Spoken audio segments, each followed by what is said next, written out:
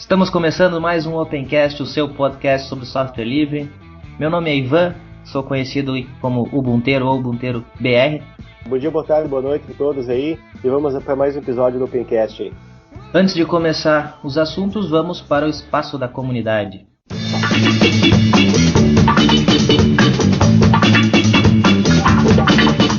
Enfim, o e-mail foi utilizado, o pessoal mandou resposta sobre o último episódio.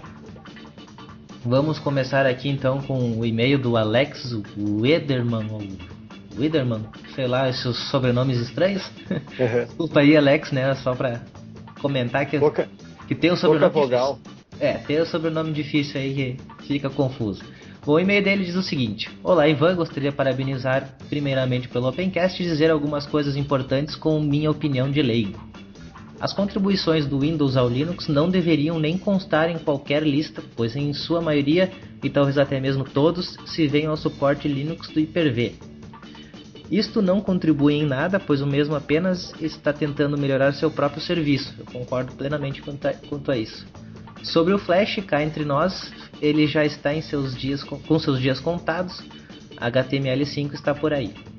Isso tirando o fato de que o mesmo exige muito processamento para coisas simples como o vídeo no YouTube, e suas versões anteriores eram até mais rápidas do que as atuais.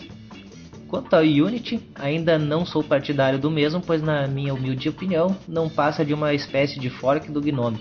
Sendo totalmente dependente dele, suas novas ferramentas de interação com o usuário são ótimas, por isso utilizo uma mistura de Unity com GNOME Session Fallback, que ele achou que ficou muito bom no 12.04, extremamente fiel ao 2.32, ao contrário dos anteriores. E um detalhe sobre ela é que a mesma utiliza elementos do GNOME, se não dizer ele inteiro. A prova disso está em tudo, até mesmo o terminal é do GNOME Terminal. Bom, até dizer sobre isso, na verdade, é uma confusão que o pessoal faz, mas o Unity é simplesmente um shell para o GNOME, então por isso que você vai ver coisas do GNOME. O Unity em momento algum se propôs e jamais se proporá a substituir o GNOME. Ele utiliza todas as bibliotecas e coisas do GNOME. Ele é apenas um shell, que ele concorre com o GNOME Shell, né? É uma confusão bem comum aí do pessoal. Bem, tem um comentário aqui do Mario RPG, que ele gostou bastante do episódio, e ele fala que ele lamenta a questão da Adobe ali, que o Gnesh ele só consegue rodar o YouTube, olha lá, e que o HTML5 tá chegando aí tá matando aos poucos o GNOME, né, também. Quer dizer, aos poucos não, ó, tá indo bem rápido até.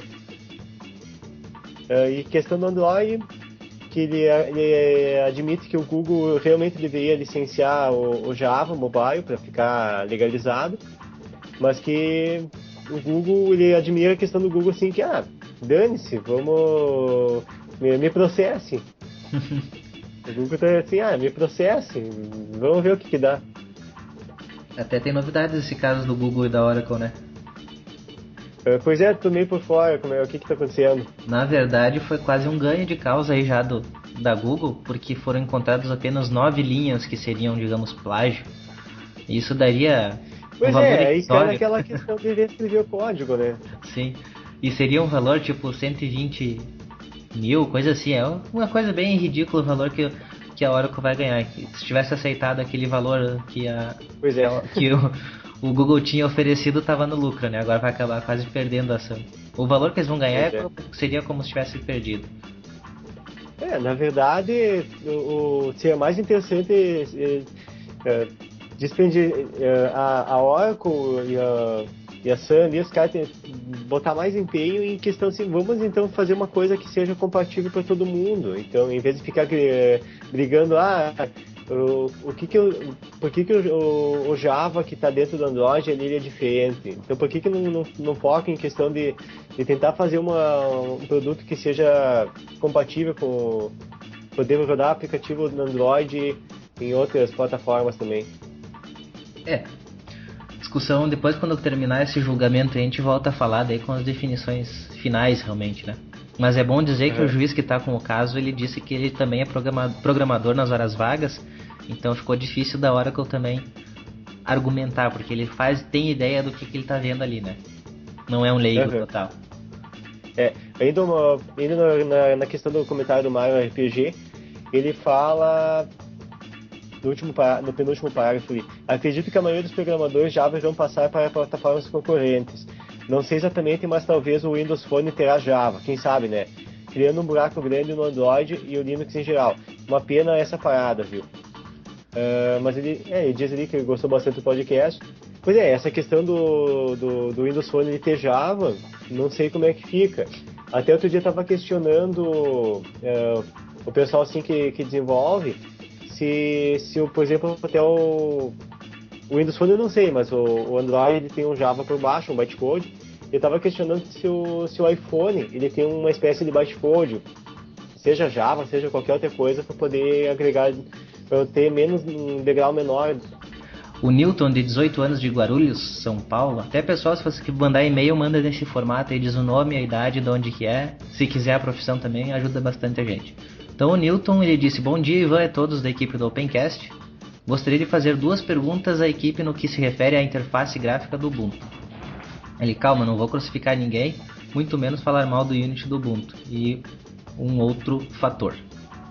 Em meio a tantas escolhas de interface gráfica, uma que na minha opinião se destaca muito é a LXDE, que é utilizada em muitas distribuições Linux. Pelo fato de ser leve e funcional, passei a utilizar o Linux Mint 11, a versão 32 bits LXDE, mas gostaria muito de migrar para o Ubuntu novamente, devido às suas funcionalidades que até então não vejo no Mint. Nem mesmo com interface GNOME, o que se mostrou um pouco pesada, mas muito elegante. A minha pergunta é a seguinte: por acaso o Ubuntu disponibiliza em seus repositórios a aplicação do uso desta interface para seus usuários? Se sim, como faço para instalar no Ubuntu? Se é o LXDE, existe até a distribuição Lubuntu. Eu posso deixar aí o link para você poder acessar. Então, o LXDE tem uma versão inclusive específica do Ubuntu com o LXDE. E a segunda, na verdade, não é nem sobre o Ubuntu, é por que OGG? Sei exatamente a qualidade e benefício desse formato, mas o que levou à utilização desse formato para a distribuição do podcast, em comparação com outros podcasts já lançados anteriormente em OGG e MP3. E por hoje é só, um abraço a todos, obrigado pela atenção e parabéns pelo trabalho. Bom, o Opencast é sobre software livre, MP3 não é software livre, OGG é software livre. No início a gente estava tentando entrar no mercado, então a gente fez em MP3 mesmo. Com o tempo o pessoal foi pedindo que tivesse também OGG, a gente foi disponibilizando nos dois. E também com o tempo o pessoal perguntou por que usar só MP3, usar o MP3 e o OGG, se na verdade o nosso foco seria só o OGG. Então eu decidi ser só o OGG porque o pessoal, a maioria que ouve, tem acesso a esse formato, e principalmente pelo tamanho. O MP3 fica muito maior em relação ao OGG, então esse é o motivo que a gente acabou escolhendo. Tanto que o pessoal pediu que tivesse o OGG. E o tamanho dele em disco é bem menor, então fica melhor até para nossa hospedagem aí deixar esse arquivo. Com certeza, fica mais barato. Isso é. Então, temos aqui um comentário de Magno Paulo Pereira, que ele diz o seguinte: que o tilt do Google também funciona nos navegadores Chrome e Firefox. Bom saber, eu só testei no navegador padrão. Uhum. E sim, pô, Ivan, legal ter mencionado o meu comentário no episódio, mas preciso fazer uma correção a meu respeito. Eu gosto muito de política, por isso me interessei em saber como está sendo a atuação da ministra. Ele disse que ele gostou de entender por que os botões da janela são opostos ao do Windows, e antes ele não tinha gostado da barra lateral e que ele deu um jeito dela ir para baixo. Mas agora que no Ubuntu 12 ela pode ficar sempre visível e entende o ganho dela estar próximo do botão fechar a janela, então ele não precisa mais mexer nada. Então ele gostou do fato da barra ter ficado ao lado ali, e como ela agora não dá para configurar se oculta ou não, ele vai deixar assim mesmo. Ele fala assim: eu acho bom essas empresas ficarem brigando por patentes. Isso vai estimular a criar novas soluções e, o mais importante, soluções para que ninguém tenha problemas com patentes. E que ele concorda com a questão do kernel Ubuntu, o kernel Linux, que seja igual a questão que ele também considera que seja semelhante à questão do Linux ou o GNU Linux. É aquilo que a gente está comentando. É a questão de nomenclatura, né? Ele diz assim, eu passei a usar o Ubuntu por ser Linux e passei a usar o Linux por ser livre, pois não sou da área de computadores, apenas me apaixonei ideologicamente. E quanto a Adobe, nem compensa falar nada. Continuando no e-mail aqui, Denis, de Belo Horizonte, ele comentou o seguinte: vocês falaram que ninguém usou o e-mail, então olha eu aí. Eu já sigo o perfil do Twitter, mas ao entrar em um link para a página de vocês, aí descobri o cast. Achei muito bom o Opencast, vocês estão de parabéns. E aí ele falou que posso fazer uma crítica, com certeza, pode fazer crítica sempre. Os episódios estão em .ogg, o que, ao meu entender, segue a ideia do Opencast. Porém, a minha base de cast é gerenciada ainda pelo Windows, Zune Software. Existe alguma possibilidade do cast ser distribuído por MP3 também? Um abraço a todos e continue mandando bem.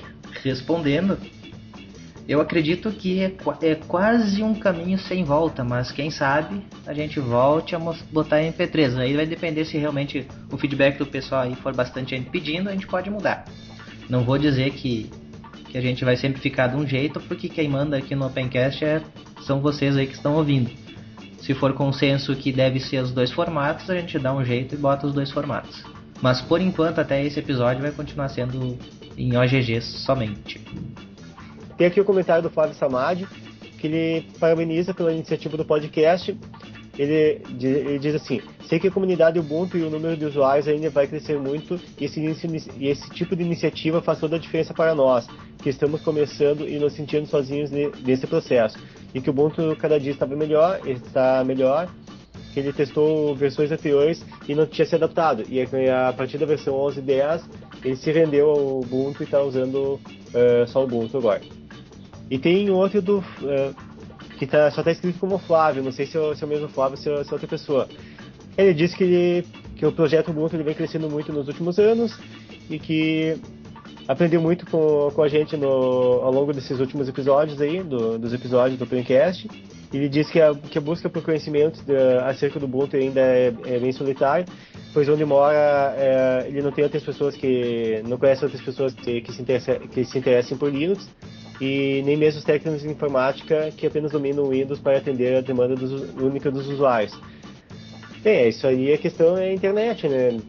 Eu também, onde eu moro lá, praticamente eu e mais uma outra pessoa ali que conhece Linux, mas basicamente o cara tem que partir para a internet, né, para conseguir achar mais gente, ou ir para centros maiores, né? E que eu digo, mais pessoas. Eu digo o seguinte: seja o primeiro então e divulgue o máximo que puder. Aí tu não vai estar sozinho. Logo aparecem também outros loucos que nem nós aí que logo não serão mais poucos loucos também, porque não para de crescer a utilização de Linux. E ser o primeiro tem uma boa vantagem. Tu acaba se tornando a referência. Ah, sim. Com certeza. Ele tem a oportunidade aí, Flávio. Seja referência, até não diz onde é que mora o Flávio, mas seja referência aí na sua cidade aí. Bom, esses foram então os nossos e-mails e comentários sobre o último episódio. Agora temos alguns recadinhos nossos. Primeiro, tanto eu quanto o Diego aí estaremos no FIS. Eu estarei todos os dias no stand do Ubuntu BR. O Diego acho que não vai estar todos os dias, né, Diego? Vai aparecer alguns dias lá? Ainda não sei como é que vai ser. Depende. Eu não vou estar com aulas nessa época aí do evento, mas vai depender muito de como é que vai estar a questão de trabalhos lá. Se eu eventualmente às vezes não vou ter que participar de algum congresso, alguma coisa, mas estaremos por. Eu vou me inscrever de qualquer jeito aí e vou tentar aparecer pelo menos alguns dias. Isso aí. Outra coisa que a gente precisa dos artistas do software livre. Então, se você quer colaborar com a gente aí, tanto na área de música, criar vinhetas, essas coisas aí, até nós precisamos de um logo pro Opencast, que me prometem as pessoas lá, tô fazendo, só que já tá desde o início aí, ninguém me manda. Não é uma cobrança, mas se vocês tiverem aí como colaborar com a gente, porque eu não sou artista, não consigo criar muita coisa, então eu espero pela ajuda de vocês para isso. Sei que às vezes eu pareço meio que pedinte, né, para fazer isso. Outra coisa é que se você também tiver músicas que estejam licenciadas sobre software livre e quiserem que a gente divulgue aqui, a gente pode tocar um pouquinho da música de vocês e até deixar elas como fundo aí do episódio, tocando como fundo, como sendo a nossa vinheta de cada episódio.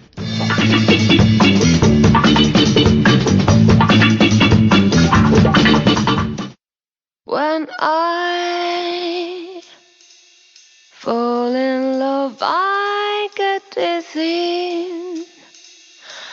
fall out there just to teach a memory to draw me in. Bom, depois de bastante tempo aí sem gravar, vários problemas aconteceram. Da última vez que a gente foi tentar gravar, resolveram fazer uma obra aí no apartamento de cima ao meu, e aí não conseguimos gravar. Então, só para vocês saberem por que a gente demorou tanto para gravar esse próximo episódio, na verdade, esse atual episódio. Aí naquele mesmo dia, ficamos para gravar durante a tarde. Durante a tarde eu fiquei sem internet até as 20 horas e alguma coisa. Então agradeçam também um pouco aí ao Net Virtua, que sempre colabora com a nossa gravação. E depois foram acontecendo outras coisas que a gente acabou não conseguindo gravar, ou o pessoal que não podia, então. Mas agora a gente volta. E no próximo episódio teremos integrante novo fixo. Então, só que vai ser uma surpresa para vocês aí quando ele aparecer. Garanto que vocês vão gostar do nome que vai aparecer aqui. Não vamos começar com as notícias muito mais atrasadas. Vamos falar do que tem o mais próximo aqui do nosso, da data da gravação. Então vamos começar falando sobre o LibreOffice. O LibreOffice teve a sua versão 3.5.3 lançada e o pessoal já está pensando na próxima versão. E para essa nova versão a gente tem aí várias novas funções do LibreOffice que serão implementadas, algumas já estão implementadas. Então se você quiser testar, a gente vai deixar aí o link para vocês poderem baixar. Mas a gente queria destacar aqui algumas funcionalidades que terão para essa nova versão. Então, entre elas, vamos destacar o seletor de arquivos, que agora tem uma lista de marcadores. A parte da questão, o segundo item que tu ia falar aí, o widescreen para os slides, cara. Isso aí é uma coisa que outro dia eu tava olhando assim. Pois é, por que não tem widescreen nos slides, cara? Agora, a hora que eu vi que eu reparei, cara, tava faltando isso aí. Essa tamanho de 16:9, que é o widescreen. Então teremos também isso daí. Realmente é um negócio meio estranho, né? Porque todos os monitores estão widescreen, os novos pelo menos, e a gente não tem esse tipo de apresentação. Até os datashows já estão indo. Os novos sim, vai ser o probleminha talvez só com os antigos, que os antigos, eu ainda pego alguns antigos, eles não têm widescreen, né? Só isso, mas também esses antigos já estão dando adeus à vida, já vão estar sendo mudados, então 16:9 vai acabar sendo o novo padrão mesmo. Foi adicionada também uma caixa de seleção salvar fórmulas das células, o painel de exportação CSV. Muito útil. Muitas melhorias na importação do RTF, essa aqui é extremamente importante. Eu trabalho bastante aí com RTF e quando a gente importa vem um negócio meio estranho, tem alguns elementos que não são importados, então a gente acaba tendo que apelar para usar o Microsoft Office quando vai usar RTF por causa desses detalhezinhos. Que como a gente imprime documentos que depois têm que ser assinados, eles estão todos formatados com quadradinhos e coisas assim, que são importantes nesse caso, que são contratos, né? Então o RTF no OpenOffice, no LibreOffice não funcionava direito. Eu ainda não testei essa versão, mas tomara que ele resolva esses meus pequenos probleminhas aí. Tem o próximo item ali que é instalar somente um idioma na instalação silenciosa do Windows. Isso é interessante porque aí não fica bagunçando a questão dos dicionários ali dele. Até fica bem melhor assim, né? Senão fica sempre na dúvida qual que é o corretor que está sendo usado no momento. Né? Também economiza espaço, né? Depois de instalado. Ah, sim. Permitir a inserção de objetos OLE em aplicações externas. Parágrafos e listas não sobrescrever as propriedades de numeração com propriedades de parágrafo. Outra coisa importante é o Wiki Publisher. Agora a gente pode fazer exportação para o MediaWiki. Estava com defeito, precisava de mais testes antes, então teremos essa melhoria nessa exportação. Mas eu acho que o principal dessa notícia aqui nem é a própria notícia, e sim a reativação do blog LibreOffice Brasil. Também vai estar o link aí para vocês acessarem. Aqui você vai ter tudo que é informação que você precisa sobre os aplicativos do LibreOffice. Ele já existia na época que o OpenOffice não tinha ido para o lado negro da força, né? Não estava com a Oracle. Então é um blog bem interessante para seguir quem trabalha com ferramentas aí de escritório. Indo para a próxima notícia aí, o FreeBSD 10, versão 10, vai substituir o GCC pelo Clang como seu compilador padrão. Interessante isso aí, que mostra que o Clang está com um nível de maturidade muito bom. já pode substituir tranquilamente o GCC. Tá, e esse Clang ou Clang, vai saber como que o pessoal chama aí. Pois é. Ele, na verdade, é o compilador, né? É um compilador digamos, de C++. é o concorrente do GCC. Mas por qual serão as vantagens que ele tem? Tu tem ideia? Eu acho que ele aceita. Eu tenho a impressão, posso estar falando besteira, mas eu tenho a impressão que como ele aceita. Ele trabalha com um foco mais específico de arquiteturas, ele não é tão aberto que nem o GCC, possivelmente ele tem um desempenho melhor. Se tratando de FreeBSD, provavelmente o desempenho é alguma coisa de segurança, talvez, né? Porque tudo que é mais seguro ali. Também. Eu acredito que o GCC, tu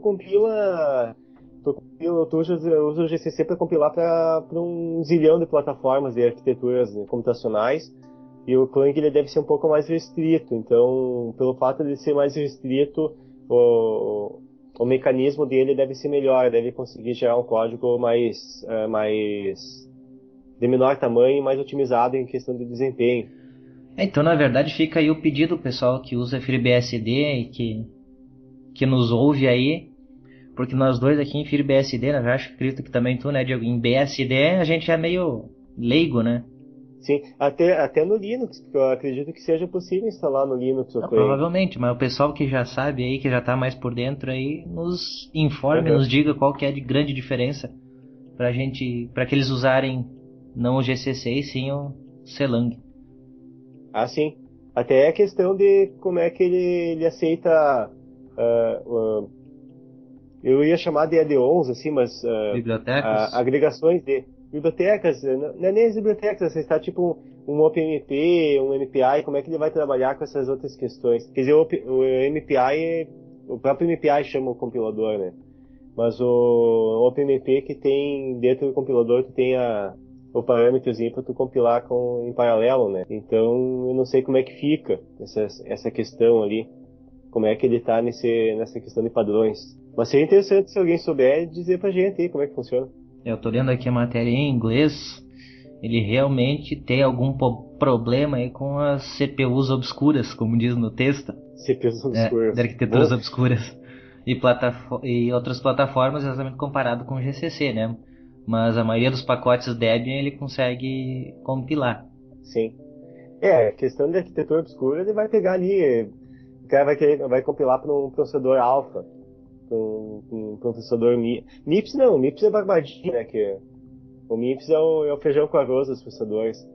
Mas o cara vai compilar para um processador alfa, vai compilar para uma arquitetura, para um Ultra SPAC da Sun. Uhum. Bom, mas vamos pedir pro pessoal aí colaborar mesmo. Tem alguma coisa aqui, mas a gente teria que entrar bem a fundo para falar isso aí. E a grande decepção do mundo do Ubuntu, na verdade, foi a EA, que iria anunciar alguma coisa no Ubuntu Summit, no DS, e o que ele anunciou não foi assim grandes coisas, foi uma verdadeira brochada. E a grande decepção, eu acho que foi do ano e não desde o último Opencast, foi o anúncio da EA no UDS, Ubuntu Developer Summit. A EA prometeu que faria um grande anúncio nesse evento. Um dia antes do grande anúncio, ela lançou 2 jogos na central de programas do Ubuntu. Os 2 jogos rodam pela web, então, estando ou não estando na central de programas, não faria diferença, ele poderia acessar. Mas lógico, estando na central de programas, dá uma certa visibilidade, eles queriam testar o sistema para ver como é que a coisa acontecia. Então, no dia seguinte, todo mundo já ansioso por algum port de algum jogo para Linux, mais específico para o Ubuntu. E o que eles anunciaram foi simplesmente que eles estão estreitando as conversas e que quem sabe futuramente alguma coisa vai acontecer aí. Mas eles ficaram só nisso, ou seja, não anunciaram de fato nada, não fizeram nenhum grande anúncio. Só fizeram essa fumaceira aí e não anunciaram nada. Eles conseguiram aparecer pessoal. Lógico, tem muita gente que ainda está ansiosa que algum port vai aparecer. Até porque a Valve já mostrou imagens do jogo Left 4 Dead 2, foi o 2, né? Acho que sim. Rodando no Ubuntu, sem Wine, sem nada, realmente fazendo um port, mas eles ainda estão testando. Mas só o fato de ele estar testando e ter mostrado a imagem já me diz que realmente a coisa vai sair. Então a EA ficou um pouquinho Em para algum trás. momento vai sair, Isso, né? a EA ficou aqui para trás, fez aquele anúncio sem anunciar nada. Eu acredito que eles realmente vão lançar, porque a Valve é um grande concorrente da EA e eles não vão querer ficar para trás no mercado. Apesar que ele tá cheirando essa história de que a EA só quis aparecer para poder não perder espaço pra Valve. Exato. Eu acho exatamente a mesma coisa. Eles não quiseram, já que eles viram que perderam o tempo de começar, pelo menos eles vão aparecer na imprensa e dizer que estão dando atenção. Ah, sim. Pois é bem isso aí. Eles apareceram na imprensa só pra dizer, não, estamos trabalhando. O que eu esperava mesmo é que viesse, por exemplo, um anúncio de um Need for Speed ou pelo menos um FIFA para esse dia ali. No entanto, não veio nada, né? É complicado. Mas há de perceber que tá melhorando bastante essa questão de games no Ubuntu, né? O principal é isso, é notar que as grandes empresas se ligaram que ali tem um grande mercado. Mas uma coisa também que eu acabei não comentando é que a EA também disse que está trabalhando junto com a Canonical para melhorar o desempenho gráfico de algum hardware específico, né? Que seria o hardware mais suportado para games. Então vai melhorar bastante coisa, com certeza. Que se eles realmente desenvolverem, não ficar só no papo, vai melhorar desempenho de placas de vídeo. Entenda-se ATI e NVIDIA. Exatamente, não vai querer milagres com as Intel. Embora elas já façam milagre com o hardware que elas têm, elas já fazem. A Intel já funciona super bem no Ubuntu. Quem compra uma placa de vídeo boa, esperando que vai funcionar bem, que vai ter um desempenho melhor, então pega a placa de vídeo boa, acaba tendo um desempenho, às vezes até inferior a uma placa de vídeo Intel. Por falta de drivers, falta de atenção do mercado e dos fabricantes, né? E a Intel tem um hardware bem chubrega, né? Mas os drivers compensam. Esse é aí que tu vê o poder do software livre, né? O driver da Intel no Ubuntu fica 10 vezes melhor do que no equivalente concorrente. Então, como a gente esperava muita coisa, a decepção foi maior, né? Foi grande. Mas vamos esperar mais notícias aí nos próximos meses, que alguma coisa vai sair, alguma coisa boa deve sair daí. O site Software Livre Brasil divulgou uma notícia que a USP e a Fundação Getúlio Vargas publicaram um estudo e foi enviado ao INPE contra as patentes de software. O texto inicial diz que eles fizeram um amplo estudo e enviaram no dia 15 de maio de 2012 para o INPE um parecer com argumentos concretos do ponto de vista jurídico sobre as questões das patentes de software e os problemas encontrados nos procedimentos divulgados pelo INPE para os pedidos de patentes de software. O que isso significa? Essa questão ali, eu estava lendo, o documento é gigante, esse documento aí. Os caras fizeram praticamente uma monografia a respeito disso aí. São 30 e poucas páginas, né? Sim. Nesse documento eles têm uma parte ali que eles falam como é que está a situação, como é que é a experiência dos Estados Unidos na Índia e na Europa. No caso eu estava lendo a parte dos Estados Unidos ali, que eles alegam ali, dizem que nos Estados Unidos, como existe patente de software desde os anos 80, desde especificamente em 1981, então eles já têm um embasamento para poder falar a respeito de como é que funciona num país onde tem patente de software, né? Aí eles dizem assim, eles alegam que apenas 24% das empresas em 1996 faziam patente de software e apenas 33% em 2006. Que poucas empresas resolvem patentear o software, né? E empresas novas, startups, isso é menor ainda, na prática é quase metade, uns 40% menor a taxa de patenteamento do software. Patenteamento, que falava. Que 17% em 96 e apenas 14% em 2006. Então, e levando isso em consideração, eles falam no outro item ali que, considerando esses dois itens aí, que já que como é tão baixo assim a questão de patente de software pelas empresas de software, então o que está acontecendo? Onde está vindo as patentes de software? Está vindo de empresas que não são de software. Isso preocupa eles, porque a empresa que não tem o domínio de como é que funciona o software, como é que funciona o mercado de software, e eles estão patenteando software e pode estar colocando barreiras para futuras empresas, né, que querem entrar na área. Eu não sei, tu trabalhou em empresa de software house? Eu também trabalhei numa software house. Também. Lá eles tinham patente do software? Não tinham. Onde eu trabalhei, ele foi licenciado apenas a versão inicial do software. Depois, só que isso inicial quando foi, tipo, 10 anos atrás. E toda a evolução Sim. do software que deveria ser atualizado, então a patente, né, porque muita alteração é feita, nunca mais. Lógico, já dava um certo Sim. respaldo para eles, né, mas o tanto que foi evoluído o software já não tinha mais patentes. Cara, eu acho que lá a situação era tão informal, mas tão informal, que eles só botaram uns códigos de criptografia que tinha que liberar cada mês no software para poder continuar usando e deixaram nisso. Eu li também um pouco ali que ele compara a patente de software como se fosse uma patente de livros, né? Sim, e mais adiante no texto, agora não me lembro se é mais adiante ou mais atrás no texto aí, mas eles comentam que muitas coisas de patentes são coisas assim, tá, mas isso aí é software, isso aí é matemático, isso aí é processo mecânico, Ou é só uma Eles ficam ideia, né? questionando o que é software. Ou é só uma ideia, eles ficam questionando se isso é um software ou se é uma outra coisa, né? Isso, então ficou mais, na verdade, o que tu licencia mesmo seria código, que seria como se fosse um livro, tá lá, se seguir Sim. muito igual, realmente vai ser cópia, né? Mas seguir a mesma ideia de um livro. Se você teve uma ideia de alguma coisa que nos Estados Unidos já permite. Se você tem a ideia de fazer Sim. um hardware lá que, como tem a própria Apple tem a licença do Slide to Unlock, né? Ou seja, isso daí então no Brasil deveria ser impossível de se fazer, porque é uma ideia, é só uma maneira de interagir com o dispositivo. Agora, se você escrever um código igual para outra, aí tudo bem, isso é cópia. Agora, se você escreveu o seu código para fazer aquilo lá, é diferente do código do outro, não seria uma cópia, né? Então a patente você só tem sobre o seu código e não sobre a sua ideia de como fazer. Até uma coisa que eu até estava lendo recentemente, meio que mudando de assunto, mas a questão de plágio, que não deixa de ser muito diferente aqui, juridicamente, Sim. né? Até pouco tempo atrás, assim, o pessoal não questionava se a tradução era plágio. Mas hoje se questiona a respeito por causa de publicação. O cara escreve um livro num país e a pessoa traduz e não dá os créditos para o autor no outro país, né? Porque na hora de reescrever, na hora de traduzir, você está reescrevendo, né? Sabe, cara, que eu nunca tinha pensado nisso? Que o próprio fato a própria tradução é uma releitura do negócio já. Não deixa de ser original.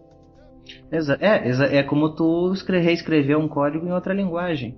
Exatamente, você faz um código em C e você converteu ele para, sei lá, para Java. Uhum. Converteu no fato de tu reescrever ele em Java, tu já deixou de ser o mesmo código, né? Exato. Realmente. Se levar do software para um livro, por exemplo, tu estaria fazendo uma nova obra em outro idioma. Pois é. Olha, cara, é um negócio que a gente... Na verdade, assim, a gente vai fazer um episódio, até já adiantando, a gente vai fazer um episódio específico de licenciamento. Já conversei, inclusive, com um advogado. Ele vai participar, ele fez a dissertação dele sobre essa parte de licenciamento no Brasil. Então a gente vai conversar até um ponto a gente anotar pra gente conversar com ele. É um ponto que eu nunca tinha pensado, cara. Eu nunca tinha pensado nesse assunto. Esse aí dá muito pano. Dá bastante. A gente vai ter uma conversa bem legal, até se a gente vai querer mandar aí alguma pergunta. Em breve a gente marca com ele aí. E aí a gente faz todas as perguntas, todas as dúvidas que vocês tiverem, hein? Mandem ali pro opencast@ubunteiro.com.br, que daí no futuro a gente já faz a pergunta pra essa pessoa aí. Ok, acabando então sobre as patentes, que a gente vai voltar a falar mais tarde. Vamos falar então sobre o Linux Mint, que lançou a versão Release Candidate, a RC, do Linux Mint 13, conhecida também como Maya. Para quem ainda não conhece, eu já fiz um artigo aí sobre o Linux Mint. Ele começou sendo uma personalização do Ubuntu, né? Como um fork, assim, do Isso, Ubuntu. Mas seria mais mesmo um fork. Hoje ele é baseado uma personalização. Acho que começou como sendo uma personalização e agora ele tá mais com fork. Isso. Né? Agora, na verdade, nem usa mais o Ubuntu. Agora a base dele é o Debian. E ele tem algo que é o diferencial, que muita gente gosta, muita gente não gosta, que ele está utilizando tanto o Cinnamon como o Mate. O Mate que é um fork do GNOME 2. Então, para quem gosta do GNOME Panel, o Mate talvez seja a solução para os seus problemas, né? Inclusive, a gente vai mostrar aí também para vocês como é que faz a instalação no Ubuntu, para quem quer. Em breve aí sai o artigo. Então foi lançado, a gente vai deixar o link aí para vocês, quem quiser testar. Ele vem com o Mate 1.2 Cinnamon 1.4, né? Tem as duas versões aí diferentes. Ele teve um pouquinho uma melhora aí na arte dele. Então, assim, eu não testei ele ainda, essa versão 13. Fica meio que para vocês testarem aí, quem quiser testar. Lógico que assim que sair uma versão final eu volto a testar aí e boto para vocês no nosso videocast. Até porque, como eu não sou um usuário, eu não tenho muito o que falar a respeito, a não ser o que é anunciado, né? Então, quem quiser testar, tá aí. Pois é, também eu testei há muito tempo o Linux Mint e faz muito tempo que não mexo com ele. E se vocês lembram, a gente já comentou sobre o Mandriva e agora tem novidades sobre ele.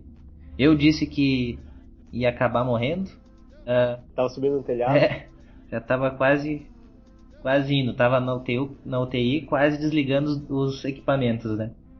Bom, o que acontece é que os acionistas decidiram entregar novamente o Mandriva para a comunidade, o desenvolvimento, poder de decisão e tudo mais, né?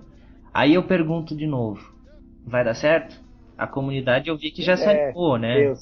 A comunidade se animou, vai desenvolver, vai melhorar e tal.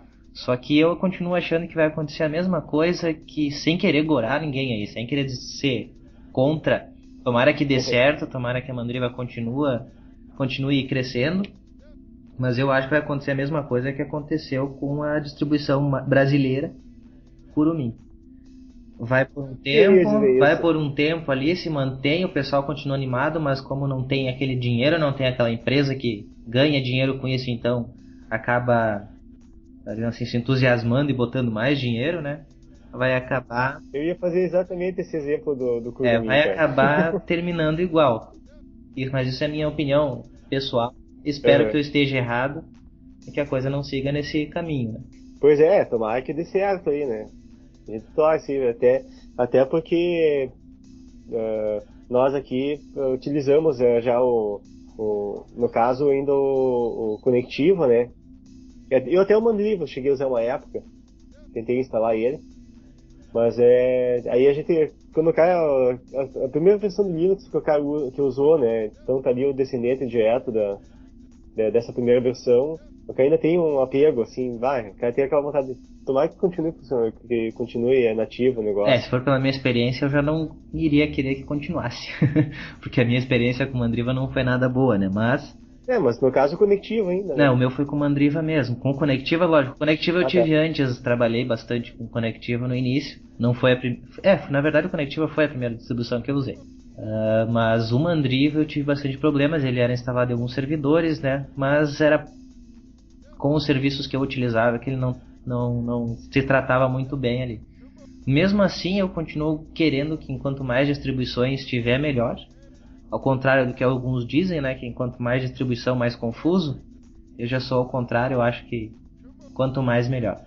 Quem sabe um dia a gente fale só sobre esse assunto aí, eu reserve um espaço para falar sobre isso. O porquê que tem tantas, qual a importância de tantas também, né? Vai pra lista de pautas. Isso aí, vai pra lista de pautas. Agora entramos num assunto polêmico e não é mamilos.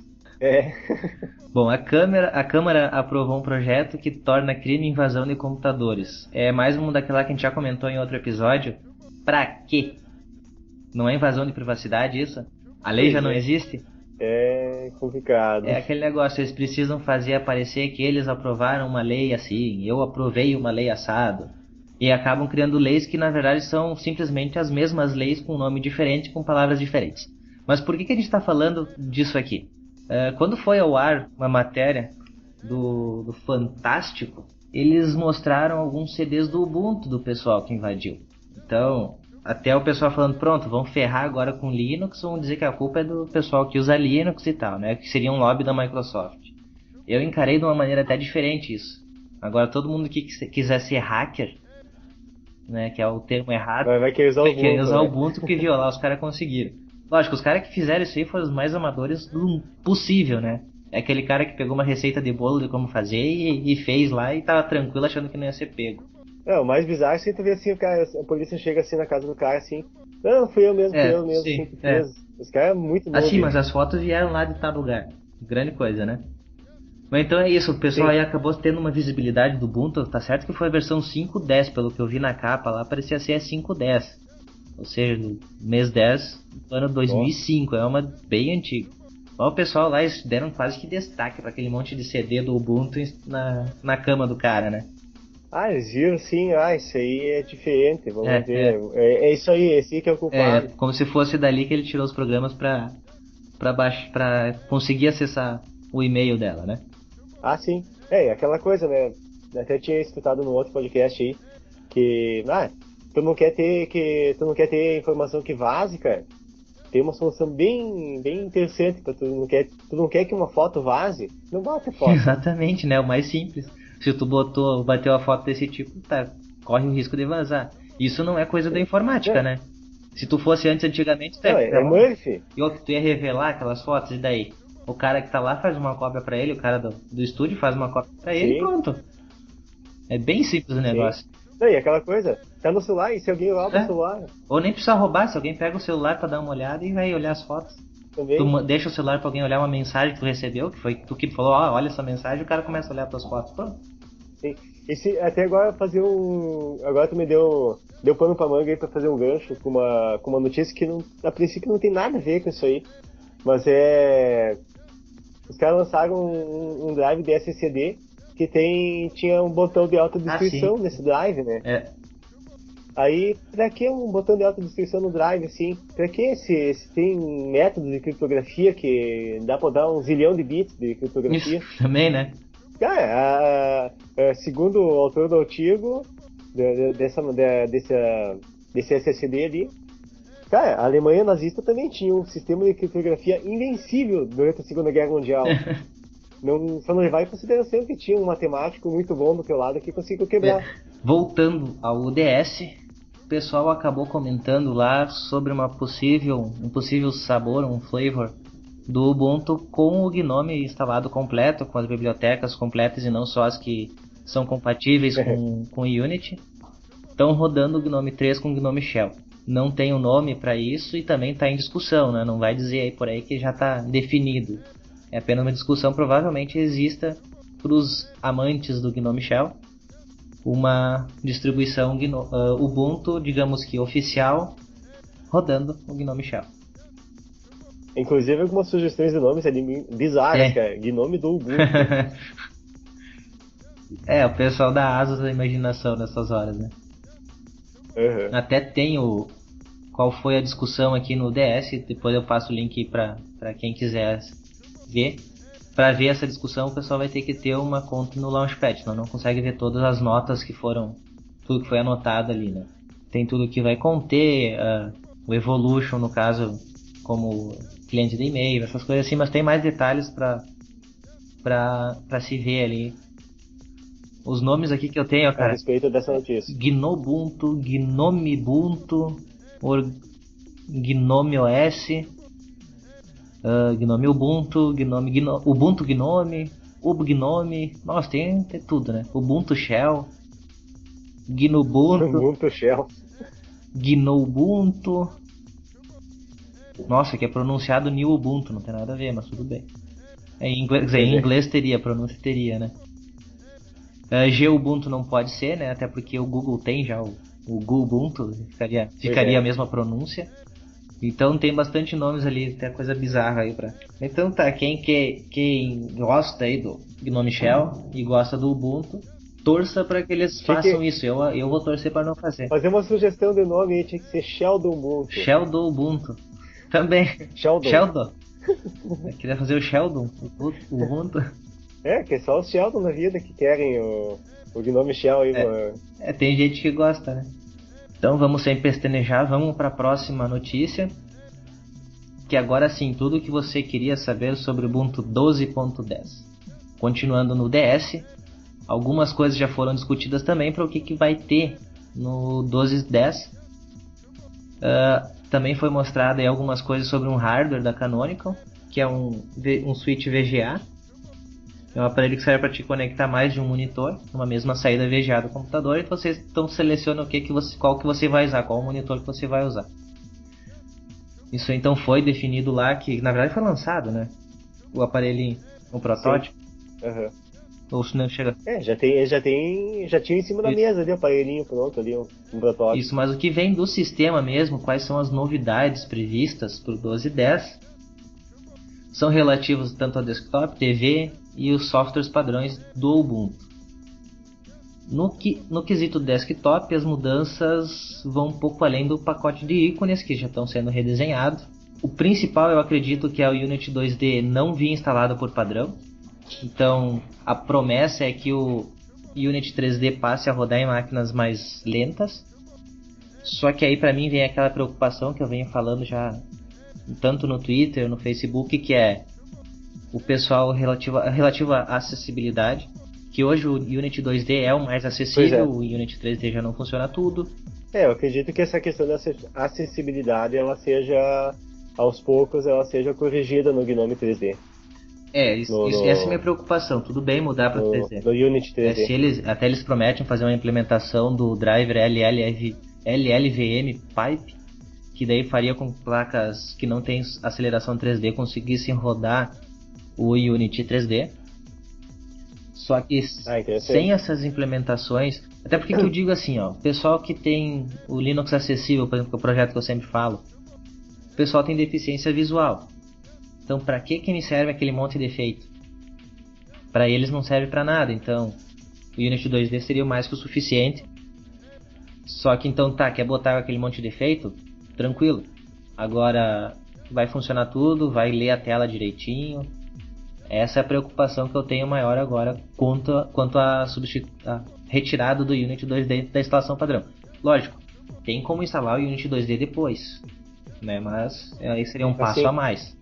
Apesar que isso lembra vagamente a discussão que tinha antigamente quanto ao uso de 3D de usar o hardware 3D em games. Porque eu não tenho placa 3D, mimimi, não sei o que, eu não tenho placa 3D, não vai sair mais jogo que usa só o processador da máquina. Os caras na época, dizem, não, esquece, tendência só é ser a placa 3D para vídeo. E o pessoal pensa muito também, máquina velha ainda tem essa ideia, já tem quantos anos o Ubuntu? Já tem 6 anos de Ubuntu. Pois é. Na verdade, pouco mais. E... todo mundo... qualquer máquina que sair atualmente já tem, por mais escassos que sejam os recursos 3D, já tem recursos 3D em hardware. E o pessoal tem que esquecer essa ideia de que Linux é para máquina velha. Linux não é para máquina velha.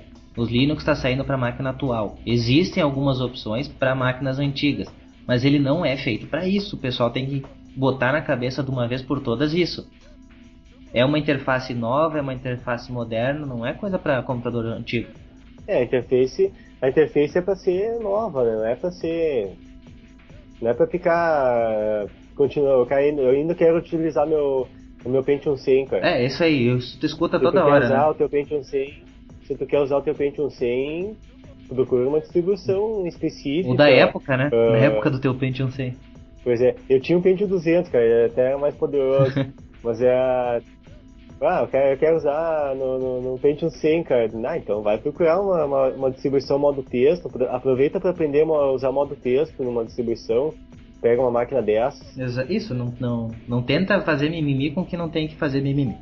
Bom, e outra coisa também sobre o Ubuntu TV.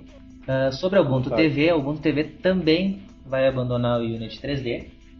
Vai passar a usar o Unity 2D. E uma maior gama de lentes vai ser implementada para rodar na Ubuntu TV. As lentes são aquelas lá embaixo. Bom, eu já expliquei em vídeos aí, se vocês podem olhar os vídeos que a gente faz, eu explico o que são as tais lentes. Outra notícia também é que o novo tema sonoro do Ubuntu, que deveria ter saído agora na 12.04, ele está sendo terminado e na 12.10 ele vai, enfim, sair. O pessoal que estava esperando aí, que perguntou bastante. Na 2.04 realmente não deu tempo de terminar o tema sonoro, mas na próxima versão ele vai estar aí, vai dar o ar da graça. Então foi pra isso que usaram a desculpa de que vai ficar mais rápido. Não, na verdade até fica mais rápido. Eles tiraram aquele som de início porque fica assim. É uma thread ali que fica esperando aquela thread terminar para dar prosseguimento às outras. Tem que esperar carregar o sistema de som, isso, né? Além de carregar o sistema de som, tem que acabar o som de tocar. Depois que o som toca, é que aí continua as outras threads. E, ela acaba ficando todas as outras threads dependendo dela, né? Eles ficam esperando. Fica tranquilo. Isso, até por mais que as threads sejam largadas juntas, elas vão ter que esperar o som terminar. Pra aí sim liberar o sistema. Sim. Então esse é o grande problema do som. A hora que estiver começando a tocar o som, que estiver lendo o arquivo do áudio, já vai estar terminando os outros. Exatamente. E outra coisa é que o Jockey, o software que faz a instalação de drivers de terceiros, vai receber algumas melhorias. Vai ser possível fazer a instalação de drivers de impressoras e modems, que antes não era possível. Interessante esse Jockey. Literalmente Jockey, né? O cara bota o driver de Windows em cima do cavalo ali e vai. E além disso também ele vai estar integrado com a tela de configurações do sistema, né? Bom, eu espero que realmente melhore, porque a minha placa de wireless daquele notebook de teste lá, ele funcionava antes e parou de funcionar. Agora eu tenho que instalar na mão mesmo o drive. Tá tudo no repositório, mas ele não é capaz de encontrar. E outra coisa também que foi conversada é que o Unity e o HUD vão receber algumas melhorias. Isso a gente sabe que vai acontecer com o tempo, mas o principal é que a gente pode esperar mais customizações do sistema. Não é só melhoria. E enfim, o LibreOffice virá com o menu global ativo por padrão. Que até hoje eu não entendo por que não vem desde a primeira versão que tinha o menu global, né? Não consigo conceber o porquê que ele não tá por padrão. Eu sei que tem algum probleminha assim, mas tem tantas outras coisas que tinham probleminhas e foram por padrão, porque o LibreOffice não tava, né? Bom, e nós já conversamos sobre o Gnome, né, que provavelmente terá um sabor específico do Gnome Shell, né, Ubuntu com Gnome Shell. O próximo Gnome a ser utilizado vai ser a 3.6, e até tem uma imagenzinha aqui, se vocês olharem lá no site do Ubuntu BRSC, vocês vão ver o porquê do motivo, né, do Gnome Shell ser cogitado no Ubuntu. O problema foi que o Chuck Norris não gostava do Unity, né? Então o Canonical teve que se coçar aí para não apanhar. Tá. Não, então agora tinha a piadinha do Sheldon lá. O Ubiquiti também, que é o software responsável pela instalação do Ubuntu, vai receber algumas melhorias. Será retirada aquela importação das configurações do Windows. E o motivo é bem simples, aquilo lá nunca foi muito testado. Eu sinceramente tentei usar uma vez, funcionou, mas ele nem sempre detecta que eu tenho um Windows instalado para pegar as informações. Quando ele detecta, funciona, pelo menos comigo funcionou, nunca deu nenhum problema, mas na mesma máquina algumas instalações ele achava, outras não, sendo a mesma instalação, né? Não mudando praticamente nada, só fazendo a instalação do Linux. Então essa opção aqui já riscada fora. E também porque na prática a utilidade assim nem é tão... O ganho que tu tem fazendo isso ali nem é tão grande assim. Exato. Tu não ganha muita coisa mesmo. Mas também tem outra coisa que ele vai receber, o Ubiquiti, é algumas opções que são só disponíveis na versão Alternate. O que nos leva a crer que a versão Alternate deixará de existir também. Faz sentido. Simplificar o projeto, Isso aí. Vai ficar mais restrito. O pessoal vai poder trabalhar mais e focar numa coisa só, em menos coisas, né? Exatamente. A questão é foco, né? E o Firefox e Thunderbird finalmente poderão receber o episódio sobre posição de barras de rolagens padrão do Unity. Eu sei que muita gente já não gostou dessa notícia aqui, que eu conheço pessoas que não gostam dessa barra do Unity, né? A barra de rolagem, aquela fininha lá no canto. Mas então, eles vão receber, então o sistema inteiro vai estar, ou alguns softwares vão estar com essa barra aí disponível. Bom, agora temos algumas mudanças técnicas também. Muito se falou aí há algum tempo atrás sobre o Wayland. Então existe a possibilidade de nessa versão 12.10 estar disponível o Wayland. Não é, então acredito que isso aqui também não pode ser levado tão assim a sério, né? Que vai ser instalado. Acredito que eles vão tentar, mas falta muito driver, acredito, para o Wayland, embora ele use muita coisa do Xorg, né? Então vai ter um grande problema aí, principalmente com as ATI e NVIDIA. A ATI até acredito que seja mais problemas por causa dos drivers, né? Pois é, a ATI é parada chata mesmo. Bom, vamos esperar que os contatos deles com a empresa ATI e NVIDIA dê em alguma coisa, principalmente com as empresas de jogos entrando na história, né? Quem sabe aí eles se liguem, né?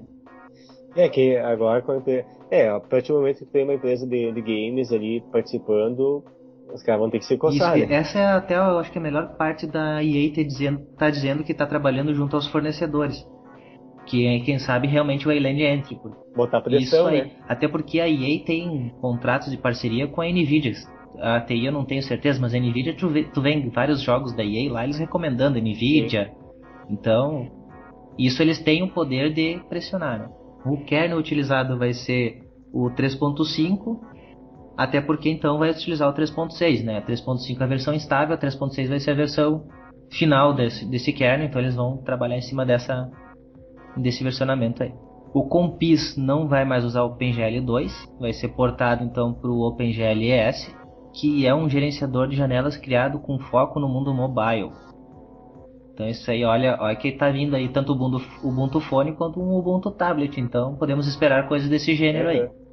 E o tempo de boot, a gente sempre espera a cada versão do Ubuntu que ele seja reduzido. Nessa versão 12.04 eu achei que ele foi aumentado. Ao contrário de todas as outras versões que eu sempre via caindo, nessa aí pra mim ficou maior o tempo de boot. Não sei se todo mundo observou a mesma coisa, mas nas minhas máquinas ficou mais demorado. Mas mesmo assim muito rápido. Isso, é demorado em relação às outras, mas em relação a outros sistemas operacionais continua muito superior, extremamente superior, né? Com certeza. Pro pessoal que gosta do Debian, ou até o pessoal que está interessado no Debian, até acredito que seja mais o pessoal que está mais interessado, porque o pessoal que já sabe com certeza não vai precisar disso, mas é interessante ter esse material, que foi lançado um manual do administrador Debian, um download gratuito, vou deixar o link para vocês. Ele é baseado no Debian Administrator's Handbook, é uma tradução, né, desse livro, na verdade é uma tradução para o inglês, porque o original é em francês, então se tu não sabe falar inglês vai ser difícil talvez de... In English. Vai ter que ser em inglês, mas já é alguma coisa, porque acho que é mais fácil aprender inglês do que francês, né, então tá aí, vai tá o link para vocês baixarem. E convenhamos, quem tá na informática e não consegue ler inglês, tá na área errada. Tá na área errada ou tá atrasado para começar o curso, né? O curso de inglês. Outra, continuando na área gratuita, não de livros, mas tem também aí a ActiveInfo lançou um curso gratuito de Linux em videoaulas. Também vamos deixar aí o link para vocês. Ele é baseado no Ubuntu também. Não fiz o curso. É interessante esse curso. Eu não fiz o curso, não vou dizer se é bom ou não é, mas é uma opção aí pro pessoal aprender. Ele diz desde quando baixar, como gravar o DVD e fazer a instalação e a utilização. Tá dando uma olhadinha ali, bem interessante. Então, mais uma dica para vocês aí na área gratuita, que o pessoal sempre pergunta sobre cursos gratuitos. Tá aí um curso de Linux voltado ao Ubuntu gratuito.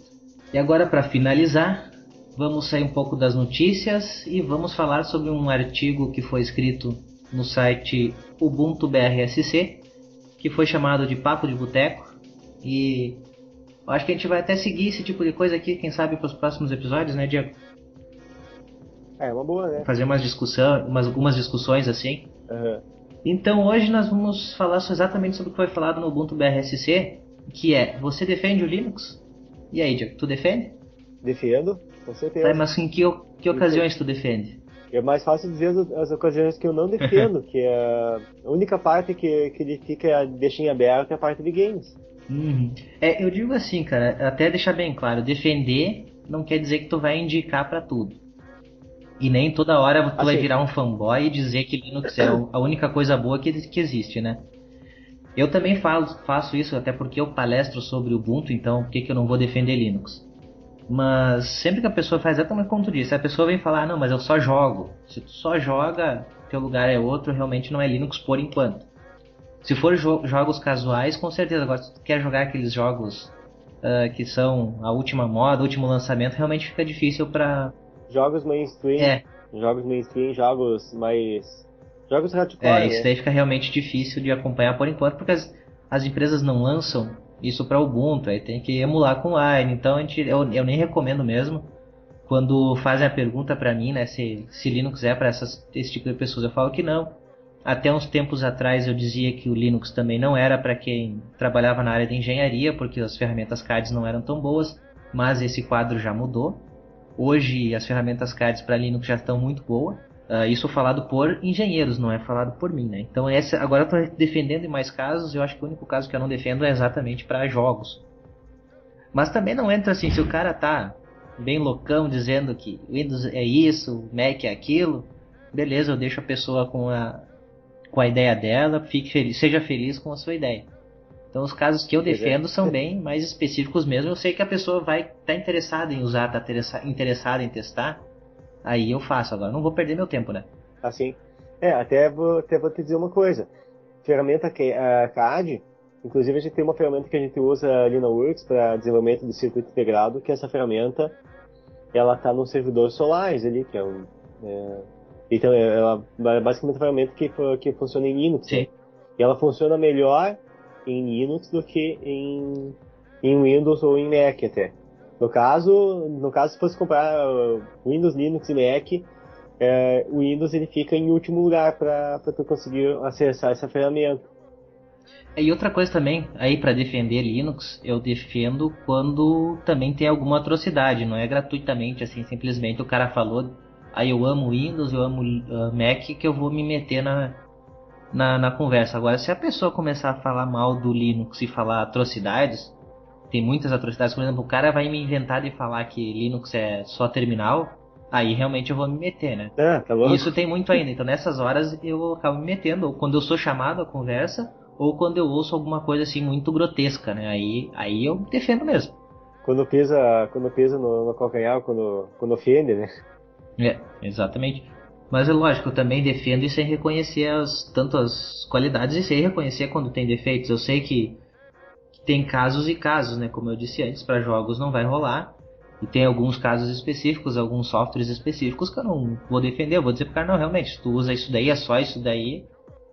Eu reconheço que... Tem software, se o cara usa um software específico que não roda no Linux, paciência, tem que usar outra... Por mais que tenha a opção do Wine, eu já digo, Wine, ó, roda, pode rodar, mas pode não rodar, a gente teria que ver, então não quer dizer que eu vou recomendar só por causa que eu uso Linux e pra mim atende. Sim. Eu defendo sempre até o ponto em que ele realmente pode ser defendido. Eu sei que tem pontos que ele não vai ser defendido e eu mesmo vou indicar outras ferramentas, outros sistemas operacionais para a pessoa. Eu mesmo já recomendei Mac, já recomendei o Windows para várias pessoas. Mas eram os casos específicos delas que realmente essas eram as melhores plataformas para elas. Então eu acho que também o pessoal tem que trabalhar nisso. E até eu acho que falar um pouco como defender o Linux. A primeira coisa eu acho que eu recomendo pro pessoal na hora de defender o Linux é não falar de preço. Porque o Linux é gratuito, tem menos custo aqui, menos custo ali. Esquece isso. Um sistema operacional ele tem que ser bom pelo que ele é e não pelo quanto ele custa. Sim. Até porque para a maioria das pessoas o Windows delas é gratuito, mas não pelos motivos corretos. É gratuito ou custa 50 pila ali que o cara cobrou pra formatar. Se bem que hoje estão cobrando 100, 150 já, né? Tá mais lucro tu comprar a licença do que mandar os carinha fazer. Opa, vou começar a voltar a formatar a máquina de novo. Pois então. Cara. Eu tô vendo no mercado aí que o pessoal tá cobrando de 100 pila pra mais, cara. Então não é tão gratuito assim também, mas eles interpretam como se sendo um sistema gratuito. Eles acham que é só o serviço que se cobra, né? E a maioria não paga a licença também. Mas isso eu acho que não é o fato da gente focar numa defesa, né, do Linux. A gente deve defender as qualidades dele. Outra coisa também que já me falaram isso, que acabaram me elogiando, eu achei até bom isso aí. Não foca nos defeitos do sistema operacional que o cara usa. Foca nas qualidades do Linux. Sim. Porque o outro sistema tem defeitos, o Linux também tem defeitos. Então, foca no que tu tem de bom. Se o outro tem de ruim, azar é dele. Agora tu tem que mostrar o melhor do teu produto. Se tu é um vendedor, é isso que tu tem que fazer. O vendedor que vende bem, o vendedor que vende bem é aquele que vende bem o seu produto sem falar mal dos outros, né? Eu acho que a gente convida o pessoal aí a falar também nos e-mails, mandar pra gente a sua opinião, não só aqui no site, mas também lá no Ubuntu BRSC, já aqueles que lançaram essa discussão, mas também deu um feedback lá e deu um feedback aqui. Até falem lá que vocês ouviram lá no Ubuntu BRSC, falem que ouviram aqui, né, pra gente dar uma levantada no Opencast. Então fica agora também a chamada aí pro pessoal sugerir outros papos assim pra gente conversar, coisa que não tem relativamente a ver com uma notícia ou sobre uma distribuição, assim, mas coisas que a gente podia filosofar um pouco mais sobre o mundo software livre, sobre algum assunto específico. Então a gente acaba criando, até eu acredito que o pessoal lá não vai ficar bravo que a gente vai usar exatamente o nome Papo de Boteco aí dentro do Opencast. Até a questão das licenças, né? Isso também, a gente pode discutir licenças, o pessoal pode dar suas opiniões. Então fica aberto aí pro pessoal sugerir. É para aqueles assuntos que dá muito pano pra manga. Isso, exatamente. Quem sabe daí a gente convida a gente pra fazer o papo de boteco assim um pouco mais profissionalizado. Bom, pessoal, então era isso. Depois de tanto tempo aí sem gravar, voltamos a gravar. Agradeço vocês a terem ouvido novamente. Então é isso, Diego. Obrigado mais uma vez por ter participado. Agradeço a oportunidade de poder estar participando aí.